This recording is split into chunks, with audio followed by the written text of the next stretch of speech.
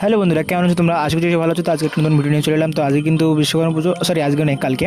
তো আজ রাত্রেবেলা কিন্তু চলে গেলাম আমরা ঠাকুর আনতে। ঠাকুর আনা হয়ে যাওয়ার পরে কিন্তু আমরা সাউন্ডের ব্যবস্থা করতে লাগলাম, আমার বন্ধুরই সাউন্ড। তো সব কিছু কিন্তু ওর বাড়ি থেকে নিয়ে আসলাম। আর দেখতে পাচ্ছ পুরো অল সেট আপ নিয়ে চলে এসেছি বন্ধুরা।